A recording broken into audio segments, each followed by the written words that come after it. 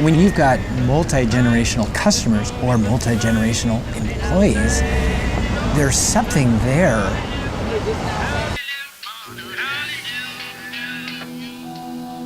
I'm a second generation master craftsman, second generation master carpenter, third generation contractor.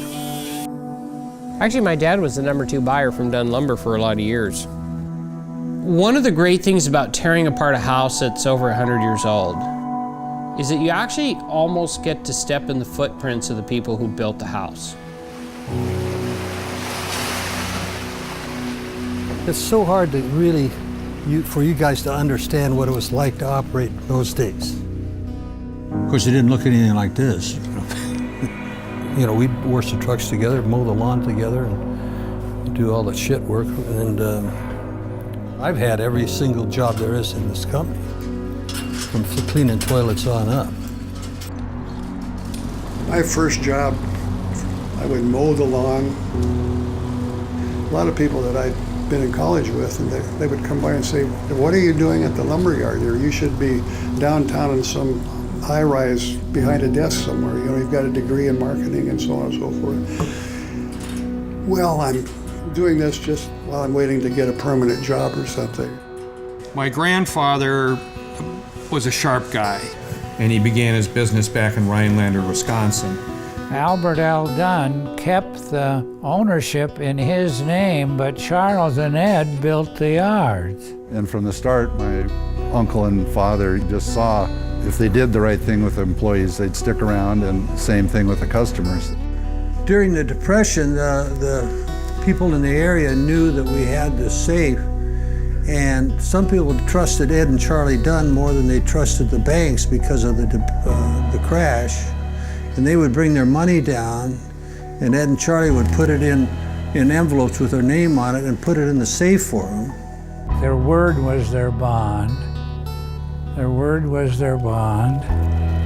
They had a fire.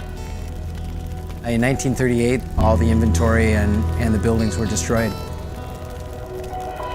But the vault stood with all of the cash and the valuables in it.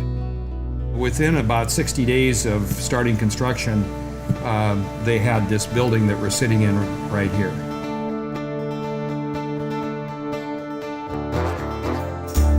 Before the box stores arrived, our largest day was Saturday.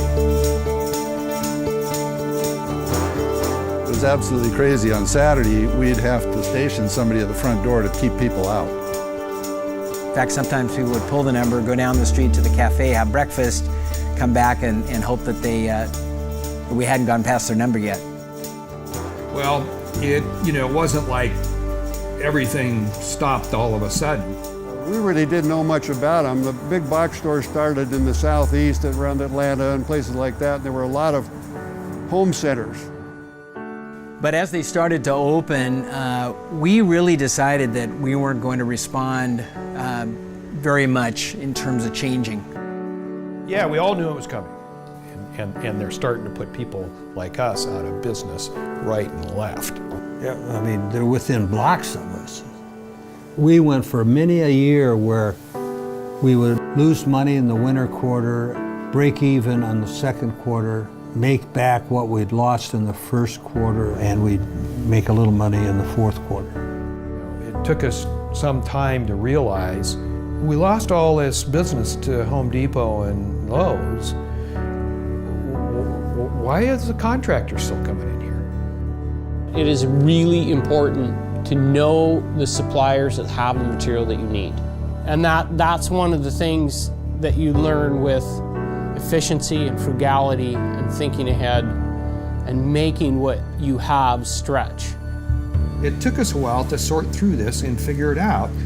Oh, hey, if we get these contractors in and out of here fast, if we provide them with quality material so they can take 40 studs back to the job and they can use all 40 and still have to sort through them, they're going to be back.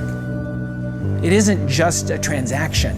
It's a long-term relationship that depends on so many different factors. And if we don't have their trust, we really don't have a relationship. We hung in there, and pretty soon we were one of the few left. We're a link in a very complex chain between the forest and the end product, the family. And a lot of times we have to reach across a couple of links in order to make sure that that chain stays in place. And the contractor knows that. He can rely on us to move heaven and earth so that he retains trust with his customer, because that's his livelihood. All of us old school guys have had to embrace the new world, but we still carry with us a legacy and those old-fashioned values: helpfulness, service, knowledge.